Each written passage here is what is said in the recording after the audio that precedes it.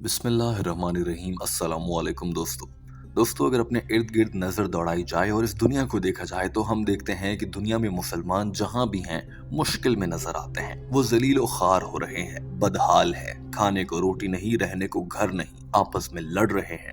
دوسری جانب غیر مسلم اور انگریز یا مغربی اقوام ہیں جو کہ مسلسل ترقی کرتی جا رہی ہیں اور خوشحال زندگی گزار رہی ہیں۔ سوال یہ پیدا ہوتا ہے کہ دین اسلام پر عمل کرنے والے ہم مسلمان ہیں، اس کائنات کو بنانے والے اللہ کو ہم مانتے ہیں اور اس کی عبادت کرتے ہیں، لیکن اس اللہ کو نہ ماننے والے اتنی تیزی سے ترقی کیوں کر رہے ہیں؟ ایسا ہی ایک سوال لیے ایک مسلمان شخص ڈاکٹر ذاکر نائک کے سامنے آیا اور یہ سوال داغ دیا۔ ڈاکٹر ذاکر نائک اور اس شخص کے درمیان یہ گفتگو انگریزی زبان میں ہے۔ ٹیم ہم قدم اس کا اردو ترجمہ پیش کر رہی ہے۔ آئیے آپ کو دکھاتے ہیں کہ سوال پوچھنے والے نے کیا کہا، اور اس ویڈیو کو مکمل طور پر دیکھنے کے بعد آپ کو بھی معلوم ہو جائے گا کہ دنیا بھر کے مسلمان آج مشکل میں کیوں نظر آتے ہیں اور اللہ تعالیٰ غیر مسلموں کو تیزی سے ترقی کیوں دے رہا ہے۔ Welcome, Brother Tuhel from Leeds. As you know, the Muslims of the years have declined in the areas of science, technology, and other fields. Now, why have we declined recently, and why are the Muslim nations bowing to Western countries for technological help and other help? Brother asked a very good question, that why have the Muslims declined? سوال کرنے والا شخص جو کہ بظاہر مسلمان معلوم ہوتا تھا، ڈاکٹر ذاکر نائک سے پوچھنے آیا تھا کہ میں آپ سے جاننا چاہتا ہوں کہ دنیا بھر میں مسلمان تنزلی کا شکار کیوں ہیں؟ وہ گرتے چلے جا رہے ہیں، سائنس و ٹیکنالوجی ہو یا خوشحالی کی زندگی ہو، مسلمانوں کو کچھ بھی میسر نہیں ہے، جبکہ انگریز اور غیر مسلم مسلسل ترقی کر رہے ہیں۔ وہ سائنس اور ٹیکنالوجی میں ہم سے آگے نکلتے جا رہے ہیں، یہاں تک کہ ہم مسلمانوں کو سائنس اور ٹیکنالوجی انگریزوں سے حاصل کرنا پڑتی ہے۔ ڈاکٹر ذاکر نائک نے اس لڑکے کے سوال کو بہت اچھا سوال قرار دیتے ہوئے مختصر طور پر اسی سوال کو دہرایا اور جواب دینا شروع کیا۔ Have the Muslims declined in terms of science and technology? Why do we look up to the Western world, etc.? If you read history, from the 8th to the 12th centuries, the Europeans, they called it as the Dark Ages. Doctor Zakir Naik نے کہا کہ اگر تاریخ کا مطالعہ کیا جائے تو 7ویں اور 8ویں صدی کو یورپین لوگ ایک سیاہ صدی کہتے ہیں، یا پھر وہ اسے ایک سیاہ دور کہتے ہیں۔ سیاہ دور یا پھر کالا دور کن کے لیے؟ یورپین کے لیے، مغربی ممالک کے لیے، کیونکہ وہ مشکل میں تھے اور اس وقت ان کی حالت وہ تھی جو آج مسلمانوں کی ہوتی ہے۔ لیکن اس وقت 7ویں اور 8ویں صدی میں جب انگریز سیاہ دور سے گزر رہے تھے اور بہت مشکل زندگی جی رہے تھے، اس وقت مسلمانوں کا عروج تھا، کیونکہ سائنس اور ٹیکنالوجی میں اس وقت کے مسلمان بہت تیزی سے آگے بڑھ رہے تھے۔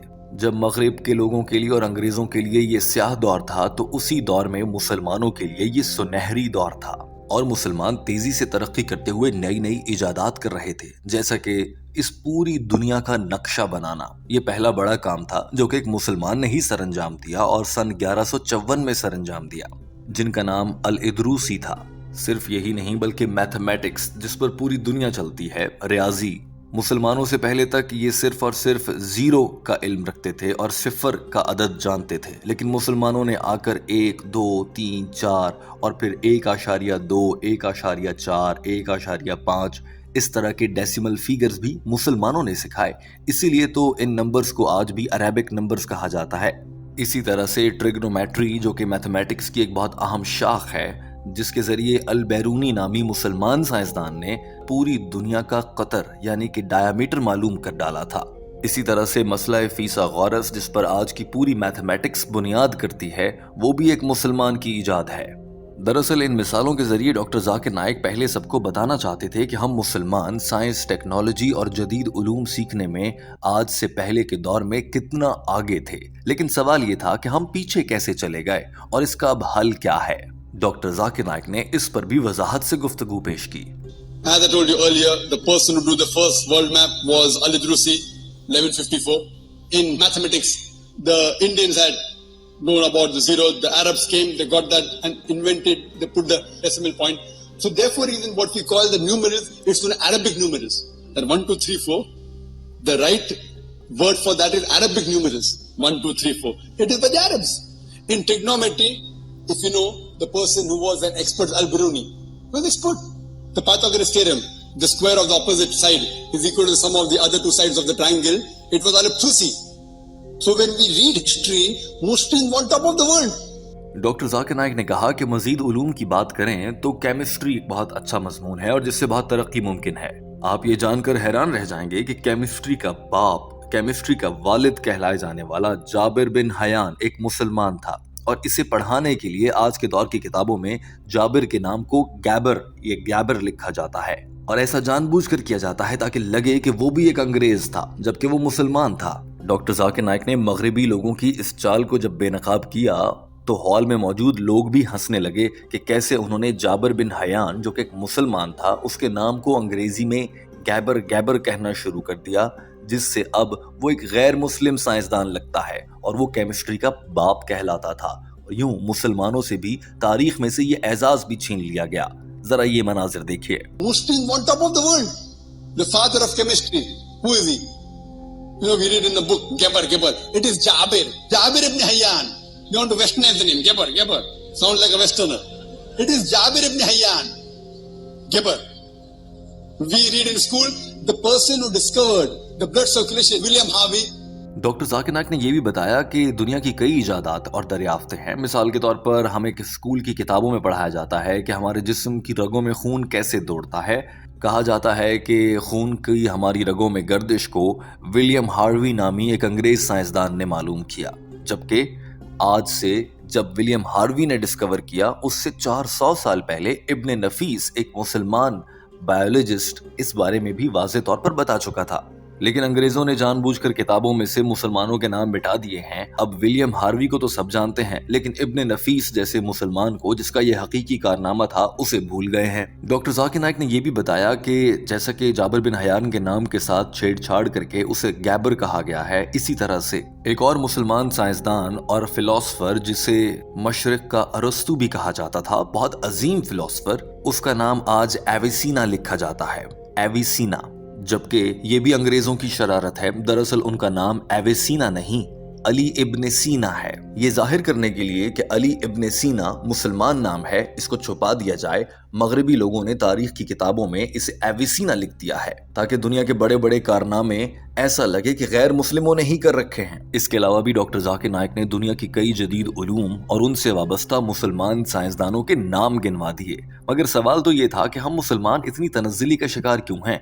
अब हम मुसलमानों में ऐसे लोग पैदा क्यों नहीं होते जो जदीद साइंसी उलूम और टेक्नोलॉजी में माहिर हों? And 400 years before William Harvey, it was Ibn Nafis. Ibn Nafis was the first person who described the blood circulation. But in the books we read about William Harvey, no one knows about Ibn Nafis. In medicine, Razi, Muhammad, Shakir, they were experts. In chemistry, in medicine, in smallpox, we know the Aristotle of the East. Aristotle of the East. Avicenna. Ali Ibn Sina. Avicenna. We think it's the Westerner, Avicenna. It is Ali Ibn Sina. I can give hundreds of names of Muslim scientists, but I agree with you. Doctor Zakir Naik ने कहा कि ऐसे मैं हजारों साइंसदानों के नाम बता सकता हूं, लेकिन मैं आपसे इत्तफाक करता हूं। मैं मानता हूं आज के दौर का मुसलमान गिरावट का शिकार है, वो जदीद उलूम से दूर है, वो टेक्नोलॉजी में पीछे है, तरक्की में बहुत पीछे है और अंग्रेज भागता और दौड़ता चला जा रहा है। हम मुसलमान उरूज पर थे, मगर आज हम मुसलमान गिर चुके हैं और उसकी बड़ी वजह यह है कि उस वक्त जब मुसलमानों की तरक्की का दौर था, जिसे सुनहरी दौर कहा जाता है, उस वक्त हम मुसलमान अपने मजहब के बहुत करीब थे, इस पर अपने मजहब पर बाकायदा अमल करते थे। दीन इस्लाम ही हमारा ओढ़ना बिछोना और जिंदगी गुजारने का सलीका हुआ करता था। लेकिन आज हम मुसलमान कुरान पाक और सही अहादीस से दूर हो चुके हैं और मगरिब के लोग अंग्रेज तरक्की क्यों कर रहे हैं? डॉक्टर जाकिर नाइक ने इसकी बहुत दिलचस्प वजह सामने रख दी। I can give hundreds of names of Muslim scientists, but I agree with you. Now the Muslims have declined. We Muslims on top of the world. The reasons today the Muslims have declined and we're on the receiving end is because that time we were close to our religion. Now Muslims have gone away from our religion, away from Quran and Sahih Hadith. The Westerners have advanced. Doctor Zakir Naik ने कहा कि मुसलमान दीन से दूर हुए तो वो गिरते चले गए, लेकिन मगरिब के लोग और अंग्रेज जब अपने दीन से दूर हुए तो वो कामयाब होते चले गए। जरा गौर कीजिए, हमने अपना मजहब छोड़ा, मजहब से दूर हुए तो हम गिरने लगे। अंग्रेजों ने अपना मजहब छोड़ा तो वो तरक्की करने लगे। اور اس کی وجہ صرف اتنی ہے کہ ان کا مذہب جو انہیں سکھاتا ہے وہ حق نہیں ہے، وہ سچ نہیں ہے، وہ ان مذہبی کتابوں سے لیا گیا ہے جن میں رد و بدل کر دیا گیا ہے، اللہ کا حقیقی پیغام ان کے پاس نہیں ہے۔ اور اس سے پہلے جب وہ ایک غلط پیغام پر بہت زیادہ عمل کر رہے تھے، یعنی کہ اپنے مذہب پر صحیح سے عمل کر رہے تھے، تو وہ ترقی نہیں کر رہے تھے کیونکہ ان کا مذہب انہیں زندگی جینے کا صحیح طریقہ نہیں بتاتا۔ اسلام جینے کا صحیح طریقہ بتاتا ہے اور یہی دین حق ہے۔ اگر آج بھی ہم مسلمان اپنی زندگیوں کو قرآن پاک اور صحیح احادیث کی روشنی میں گزارنا شروع کر دیتے ہیں تو ہم مسلمانوں کے لیے وہ سنہرا دور، ترقی کے ادوار اور جدید ٹیکنالوجی اور دنیا کی ساری پر آسائش زندگیاں ہمارے حصے میں بھی آ سکتی ہیں۔ اور دوسری جانب اگر انگریز ایک بار پھر سے گمراہ ہو جائیں اور اپنے ہی مذہب پر عمل کرنا شروع کر دیں تو وہ پھر سے گرنا شروع کر دیں گے۔ ڈاکٹر ذاکر نائک نے یہ کہہ کر اپنا جملہ مکمل کیا، یہ مناظر دیکھیے۔ Declined because we have gone away from our religion. The Westerners have advanced because they too have gone away from their religion. Their religion is not haq, our religion is haq. The reason we have gone away from Quran and Sunnah, that's the reason we are in this situation. If we go back to Quran and the Sahih Hadith and implement the guidance given by Allah and His Rasul, inshallah, once again we'll be on top of the world. I hope that answers the question.